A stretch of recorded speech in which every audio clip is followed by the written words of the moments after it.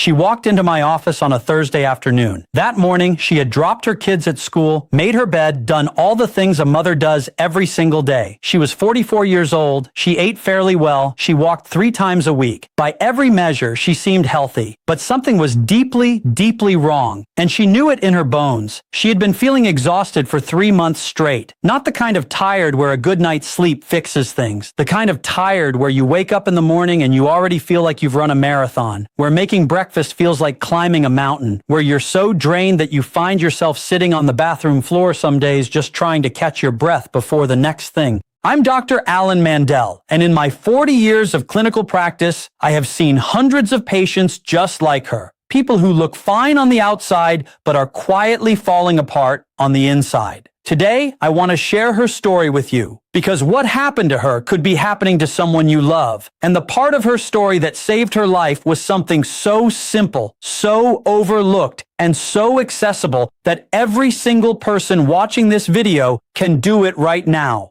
For free, in less than 30 seconds. It involves nothing more than sticking out your tongue in front of a mirror. Stay with me until the end, because what I'm about to show you could quite literally be the difference between life and death. Let me tell you about Maria. That's not her real name. I'm protecting her privacy, but I'll never forget the day she walked into my consultation room. She had an appointment that morning with her primary care physician. Her blood work came back normal. Everything came back normal, the doctor told her. You're probably just overworked. Take some time for yourself. Maybe try yoga. She had heard that before. She had been hearing that for months. But Maria knew, in her heart, she knew something was seriously wrong. Her story started about 6 months before I met her. It didn't announce itself with drama. It started quietly. She noticed she was a little more tired than usual. She thought it was because she wasn't sleeping well. She thought it was because she was juggling 2 jobs and a household. She thought it was stress. And that's what makes what happened to her so dangerous. The early signs were so subtle that almost every doctor would miss them. Her energy was dropping, but not dramatically. She was having trouble focusing at work, but she chalked it up to information overload. She was getting mild headaches a few times a week, but she had always gotten headaches, so why would this be any different? She mentioned it to her primary care doctor. He ran standard blood work. Everything came back within normal range. He told her to get more sleep and reduce her stress. She went home and she tried. She started going to bed earlier. She started taking walks. She cut back on coffee. But the tiredness didn't go away. It got worse. And here's what happened next. This is the part that I want you to pay very close attention to, because this is where most doctors completely miss the warning signs. About 2 months before she came to see me, Maria started noticing other things. Her skin had taken on a slightly yellow tint. Not obvious, not jaundice, just a subtle warmth to the tone that she thought might be from the supplements she was taking. Her digestion had become unpredictable. She'd feel bloated after almost every meal. Her urine had darkened, and she started getting joint pain. Not bad enough to stop her, but bad enough that she'd catch herself rubbing her knees at her desk. She went back to her doctor. He ran more tests. Everything came back within normal range again. He told her it was probably anxiety. He suggested she see a therapist. Now, I want you to think about this for a moment. A 44-year-old mother is telling her doctor she feels exhausted, her skin looks different, her digestion is off, her urine is dark, and she's having joint pain, and the doctor tells her it's anxiety. And she goes home and she accepts that, because who is she to argue with a medical professional? Who is she to say, I know something is wrong when the tests say otherwise? This is happening to millions of people right now. And it's not that these doctors are bad, it's that they are looking for diseases, not for the early warning signs that precede disease by years, sometimes decades. Standard blood tests catch problems when they've already become diagnosable. They miss the slow buildup, the creeping dysfunction, the early deterioration that doesn't show up in standard reference ranges until it's already serious. By the time Maria walked into my office that Thursday, she had been dismissed 3 times by 3 different doctors. She was starting to wonder if maybe she was exaggerating, maybe she was just burnt out, maybe she was making it up in her head, but she wasn't. Something was very wrong with her body, and the signs were all there. She just needed someone to look at her properly and to see them. That's when I asked her to stick out her tongue. Now, I know how that sounds. I know some of you are probably thinking, Dr. Mandel, are we really going to look at someone's tongue? And the answer is yes, absolutely, 100% yes. Because your tongue is one of the most revealing diagnostic tools that exists, and most modern physicians have completely forgotten how to read it. But in traditional medicine systems, Chinese medicine, Ayurvedic medicine, and in the clinical training I received over 40 years ago, the tongue is a window into the health of your internal organs. It tells you things that blood tests can't tell you until much later. And in Maria's case, it told me everything I needed to know. I asked her to open her mouth and stick out her tongue as far as she could, and what I saw was a tongue that was pale, swollen, and coated with a thick white layer in the center, and not just any white coating. This coating was so thick and so concentrated in the center that it almost looked like cottage cheese had been spread across the middle of her tongue. And on the sides there were teeth marks. Deep, visible teeth marks from where her swollen tongue was pressing against her teeth. Now, I'm going to show you exactly what this looks like in a moment, because if you can recognize this sign in your own body, it could save your life. But first, let me explain what it means. When your tongue looks like this, pale, swollen, with a thick white coating concentrated in the center, it is a profound signal that something is deeply wrong with your digestive system and your body's ability to absorb nutrients. This specific pattern tells me that there is something called intestinal permeability, sometimes called leaky gut, happening in the small intestine. The gut lining, which should be tight and selective about what it allows to pass through into the bloodstream, has become damaged and porous. Partially digested food particles, toxins, and bacteria are leaking through the gut lining and entering the bloodstream. The immune system is responding to these foreign particles with inflammation, and that inflammation is cascading throughout the entire body. It's creating fatigue, it's creating joint pain, it's creating skin discoloration, and it's putting enormous strain on the liver, which is trying to process and filter all of these unwanted substances. This is exactly what was happening to Maria. Her gut was leaking, her liver was overwhelmed, her body was in a state of chronic inflammation, and nobody had seen it because nobody had looked at her tongue. Now, I'm going to pause here for a moment, and I want you to do something right now. Go to your bathroom, go to the mirror, stick out your tongue as far as you can. Look at the color. Is it pale? Is it pink? Is it red? Is it purple? Look at the coating. Is there a white coating? Is it concentrated in the center or spread evenly? Press your tongue against your teeth. Do you see teeth marks? Take a moment and really look. This is one of the most important things you can do for your health, and most people never do it. I want to explain the science behind what we saw. The tongue coating is formed by bacteria, food debris, and dead epithelial cells that accumulate on the surface of the tongue. In a healthy person, this coating is thin and clear or barely visible. In a person with digestive dysfunction, the coating becomes thick and white because the digestive system is not processing and eliminating waste properly. The spleen, which in traditional medicine is responsible for transforming food into energy and transporting it throughout the body, is not functioning optimally. When the spleen is weak or overworked, it can't transform and transport the nutrients from food properly. The result is dampness and stagnation, and that shows up on the tongue as a thick, heavy white coating. The pale color of the tongue also reveals something critical. When the body is nutrient depleted, when the digestive system is failing to absorb iron, B vitamins, and other essential nutrients, the tongue loses its healthy pink coloration and becomes pale. A pale tongue is often a direct indicator of anemia or iron deficiency, conditions that cause exactly the kind of crushing fatigue that Maria was experiencing. And the swelling? That's a sign of systemic inflammation. The body is holding on to fluid in response to inflammatory signals, and one of the places that shows up is the tongue. I want to share something with you from the Cleveland Clinic. Their research on digestive health and chronic inflammation has shown time and again that conditions like intestinal permeability and nutrient malabsorption are far more common than most conventional doctors acknowledge. They are also, in many cases, reversible with the right dietary and lifestyle interventions, but only if you catch them early. Only if someone actually looks at the signs your body is giving you. Now here is where Maria's story gets even more urgent. I asked her some questions about her diet, I asked her about her stress levels, I asked her about any supplements she was taking. And it was when she told me about her daily routine that I started to understand what had been driving this for months, maybe years. Maria had been taking a very popular iron supplement every single morning on an empty stomach. She had been told by her previous doctor that her iron levels were slightly low, so she bought an iron supplement from the pharmacy and started taking it every day. Now, iron supplementation is not inherently bad. Low iron is a real issue, especially for women of menstrual age. But iron supplements, particularly the ferrous sulfate form that is most commonly sold, can be incredibly harsh on the digestive system. They can cause constipation, nausea, nausea, and gastric irritation. And when taken long-term on an empty stomach, they can actually damage the gut lining over time. This is a problem I see in my practice constantly. But there was more. Maria had also been following a very high-fiber, raw food-heavy diet that she had read about online. She was eating large amounts of raw vegetables, smoothies with raw spinach and kale, and raw nuts every single day. Now, I want to be very clear here. Vegetables are good for you. Fiber is good for you. But when your digestive system is already compromised, when your spleen is weak and your gut lining is damaged, loading up on raw, fibrous, difficult-to-digest foods can make the problem dramatically worse. Raw foods require much more digestive energy to break down. They can further inflame the gut lining, and they can create exactly the kind of bloating, gas, and malabsorption that Maria was experiencing. Her body wasn't digesting her food properly. Nutrients were passing through without being absorbed.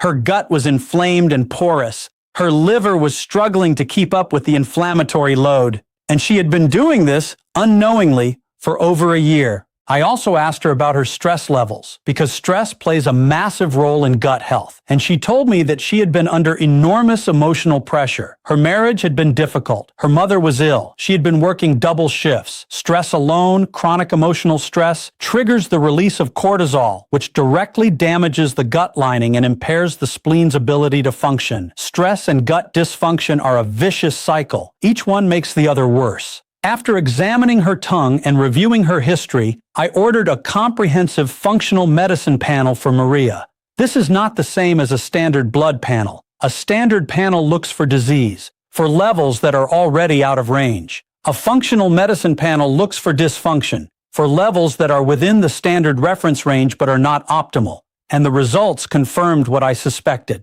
Her iron was actually low normal, not high. The iron supplement she had been taking was making her constipation worse and irritating her gut, but it wasn't even effectively raising her iron because her gut couldn't absorb it properly. Her inflammation markers were significantly elevated. Her C-reactive protein was nearly 3 times what it should be. Her vitamin D was critically low. Her B12 was borderline deficient. Her gut permeability test came back positive, and her liver enzymes, while technically within the standard range, were elevated enough to indicate that her liver was under serious strain. She didn't have a diagnosable disease yet, but she was on a direct path toward one. And the signs had been there all along, written on her tongue, in her fatigue, in her bloating, in her darkened urine, in her joint pain. Nobody had looked. Here's what I want you to understand about this case. Maria's story is not unique. I see variations of it every single week in my practice. A person goes to their doctor with vague, non-specific symptoms, fatigue, bloating, joint pain, skin changes. The doctor runs standard blood work. It comes back normal. The doctor dismisses them, and the person goes home feeling like maybe they're imagining it, maybe they're exaggerating, maybe they should just push through. But they're not imagining it. The body is always speaking to us. It's telling us when something is wrong. We just have to learn to listen. The tongue is one of the most powerful diagnostic tools available to you. It costs nothing. It takes 30 seconds, and it can reveal problems that blood tests won't show for years. I'm going to walk you through exactly what to look for and what each sign means, because this information could save your life or the life of someone you love.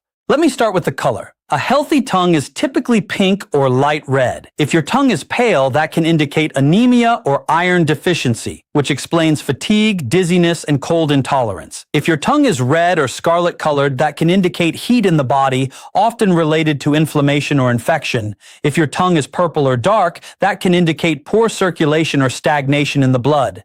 Now, the coating. A thin white coating is normal and healthy, but if the coating is thick, particularly in the center of the tongue, that indicates digestive dysfunction and dampness, exactly what I saw with Maria. If the coating is yellow, that indicates heat in the digestive system, often related to bacterial overgrowth or bile issues. If the coating is patchy or missing in certain areas, that can indicate bacterial or fungal overgrowth. The shape of your tongue matters too. A swollen tongue with teeth marks along the sides, what we call a scallop tongue, indicates swelling and fluid retention, often from inflammation, allergies, or food sensitivities. A thin, narrow tongue can indicate dehydration or blood deficiency. A tongue that trembles when you stick it out can indicate nervous system anxiety or nutrient deficiencies. Finally, the undersurface of your tongue. If you flip your tongue up and look at the veins underneath, healthy veins are generally straight and not too prominent. If the veins are dark, twisted, or bulging, that can indicate poor circulation or stagnation in the venous system. I want you to do this right now if you haven't already.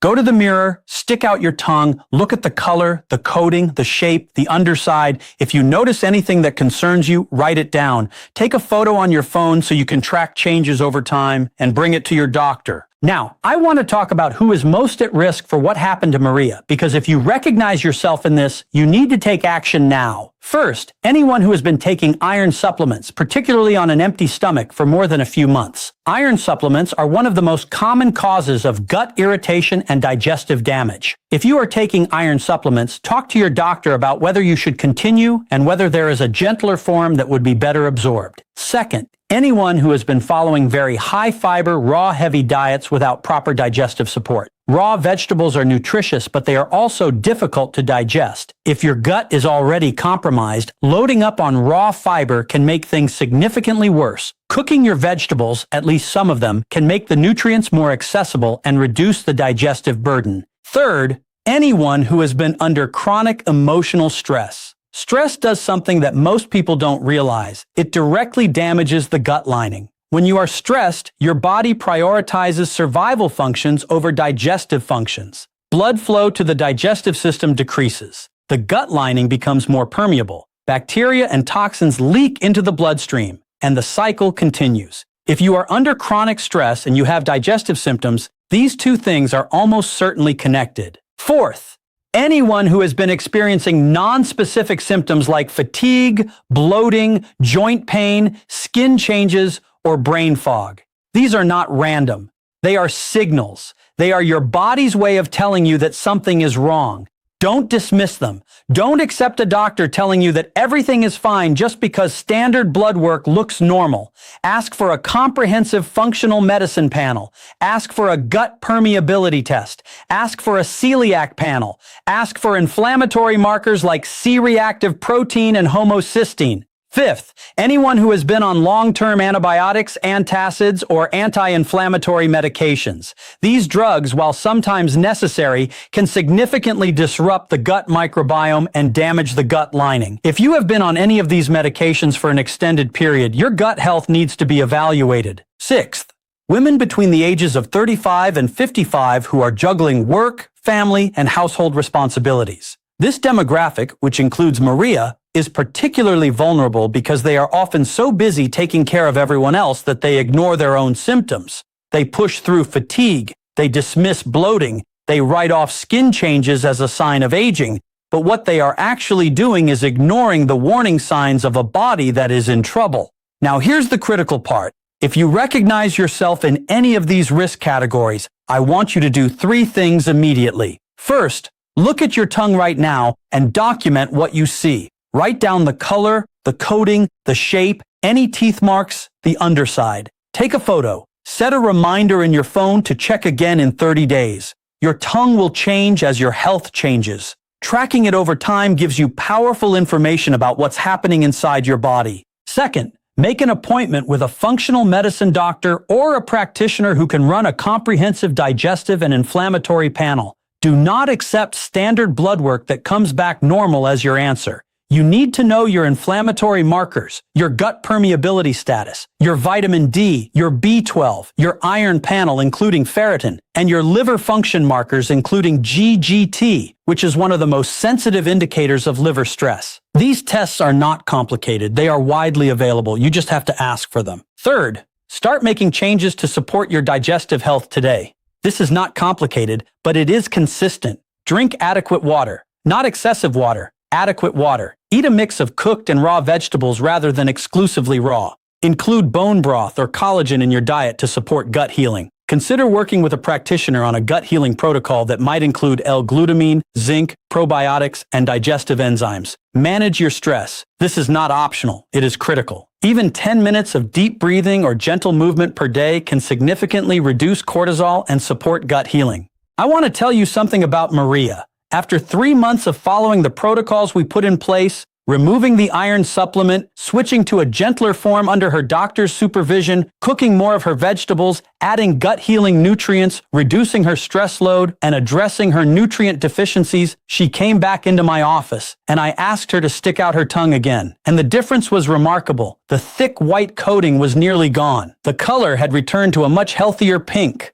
The swelling had reduced significantly. The teeth marks were almost gone. She reported that her energy had improved dramatically. Her bloating was better. Her joint pain had decreased, and she felt like herself again. She was not a special case. She was not a miracle. She was simply a person who had been given the right information at the right time, who had been empowered to take action, and whose body, when given the right support, was able to heal itself. This is the message I want you to carry with you today. Your body is an extraordinary system. It has been fighting for you, signaling to you, warning you every single day. The signs are there. The tongue doesn't lie. The fatigue, the bloating, the joint pain, the skin changes. These are not things to ignore. They are calls to action. And the earlier you respond to them, the easier it is to turn things around. If this video resonated with you, if you learned something today, please do something for me. Share it with someone you love. Send it to your mother, your sister, your best friend, the person in your life who is always putting everyone else first and ignoring their own health. You might save their life. Knowledge saves lives. And if you want to learn more about how to read your body's signals, about the signs your tongue reveals, about gut health and inflammation and what you can do to protect yourself, I have another video right here that I think you'll find incredibly valuable. I'll link it for you. Make sure you watch it because it goes even deeper into the signs most people miss. Your body is always speaking to you. It's been speaking to you every single day. Today, you learned how to listen. I'm Dr. Alan Mandel. Take care of yourself, take care of each other, and I'll see you in the next video.